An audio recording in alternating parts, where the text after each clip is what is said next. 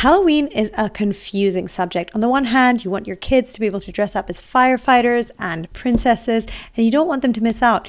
Maybe you want to dress up as a family of Power Rangers, but on the other hand, you're not sure if it aligns with your Christian values. And there are so many diverging opinions amongst Christians out there about Halloween. I get it. There's so many perspectives. And that is why today we're going to dig into Halloween, what I think about it, and hopefully we'll draw some conclusions that can glorify God and that you can use to glorify God in your own life. So welcome back to another episode of The Truth Seeking Mom. I'm your host, Arlene Triolo. So first of all, where did Halloween even come from? So Halloween was started as a Celtic festival of Samhain, which marks the end of summer and the beginning of winter. And they said that overlap between summer and winter on the 31st of October, the spirit realm or the realm of the living and the dead kind of overlapped.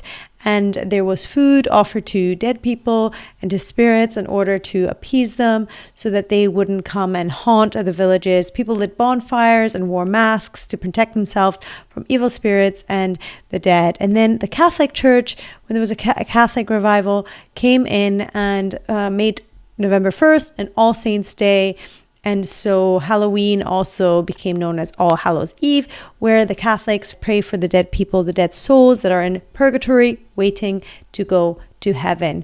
And costumes are worn to protect, as a disguise to protect from evil spirits. And the tradition of trick-or-treating came from soul cakes that were offered in exchange for prayers and performances. So that's the history. I have to say, personally, I am not a fan of anything to do with Catholic or Celtic mysticism. And the Bible clearly states that we shouldn't pray to the dead, or look at Deuteronomy 18:10-12 to learn more about that. So you might think, okay, well, that was in the past. Now Halloween is all about just dressing up and having fun and costumes, parties. And I get that all of that is really fun. And honestly, I, being a Christian and all, used to actually participate in parties, used to even host my own Halloween parties, did the candy pumpkin thing, trick-or-treating and all of that. But the Bible does urge us to be careful and carefully consider what we participate in. And you can't ignore the fact that it has ties to witchcraft and Satanism. And there's a lot of satanic and demonic undertones and overtones that go into this festival. I mean, if you just look around, some of the Halloween decorations are straight out of a horror movie. I honestly I feel like I have to shield my kids' eyes from them every time we walk around the neighborhood. And we try and avoid neighborhood walks at this time because some of those Halloween decorations are basically giving me nightmares. So I can't imagine how my kids must feel. And so there are satanic roots or satanic influences that happen around the time of Halloween, and there are Satanists, ex-witches who do talk a lot about the satanic activity that goes on in and around Halloween. And I want to just insert this clip, which has become a bit viral, so you may have heard it already, but it's worth listening to again. Is that so many people have no idea, the significance of Halloween and what it means to celebrate Halloween. And I think it's also largely due to it has become part of popular culture without many people really thinking about what it represents. And I think what's even more concerning is that there's even Christians who are celebrating Halloween. Now, there's so many things to say here, but I think an important thing to say to start with is that Anton LaVey, who was the original founder of the Church of Satan in the States in the late 60s, he had a very well-known quote where he said, "It makes him so happy to see that Christians are allowing their children to celebrate the devil one night of the year." You are actually having a one-night stand with the devil. That's a simple way to put that. But everything about Halloween and what it represents, and it's all about death. So first and foremost in that context, but if we take it to the satanic context and why it's such an important day on the satanic calendar, and also the fact that it is the day of the year where there's the most human sacrifice around the planet, a very easy way to desensitize children to things like death and demons and gargoyles and you name it, is something like Halloween. And then furthermore, if we think of a neighborhood or an area where there is a few homes that is celebrating Halloween, that whole perimeter becomes a satanic ritual by definition. So it is like a hot spot for demonic activity. And you are opening doors to the dark side of the spirit world when you are doing those things and engaging in those celebrations. Think if you just think, well, okay, there might be some satanic activity here or there. We're really not going to participate in that. It's not like we get out our Ouija boards. We're just going to dress up as the Mario Brothers, and that's it. I just want you to know that the enemy often, his greatest deception tactic is to dress up as an angel of light. 2 Corinthians 11:14 says that Satan masquerades as an angel of light, and he loves to look harmless, and he loves to make everything that he participates in look really harmless. So yes, dressing up your kids might be really harmless, but where do you draw the line? Okay, that's kind of the questions that I've wrestled with. Where do I draw the line?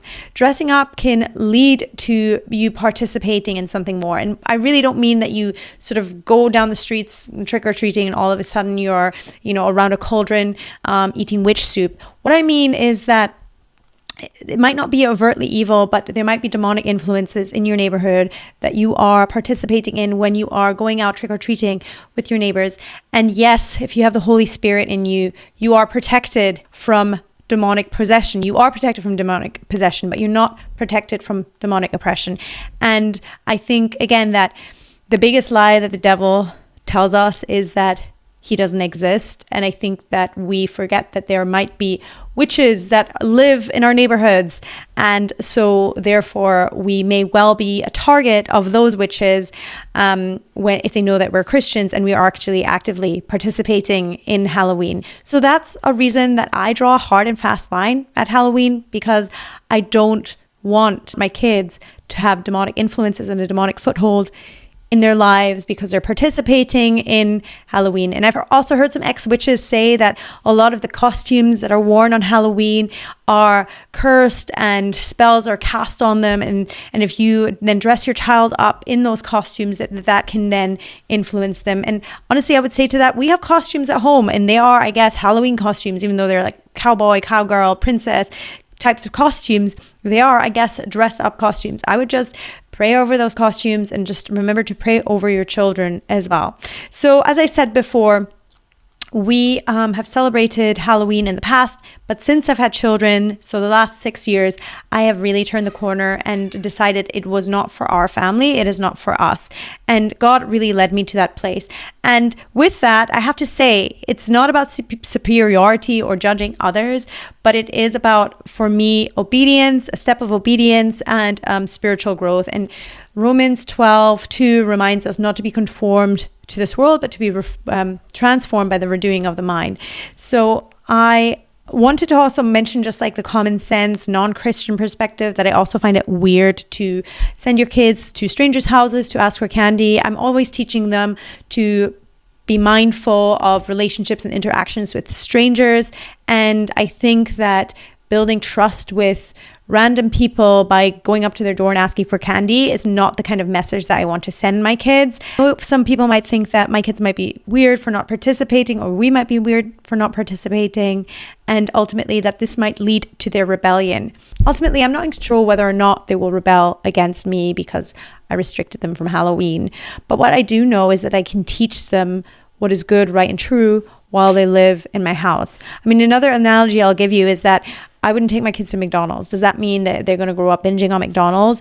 Possibly, but I'm going to teach them how to feed their body healthily and teach them about what's good and what's not so good for their bodies in order for them to optimally function. So I'm going to teach them about what is good for their hearts and their souls and their minds and what is not so good for them to have good and enriched lives. We're called to be in this world, but not of the world. Galatians 1:10 also challenges us to live for God's approval and not the approval of people. So while it might be a difficult lesson for my kids to swallow as they grow up, I do think it's important for them to know that we are different and we are sacrificing things for God because we are different. And honestly, I love parties. I love dressing up. So it is a sacrifice for me too, but I do think it is one that is made in faith, and we want to stay away from things that are evil and hold fast to what is good.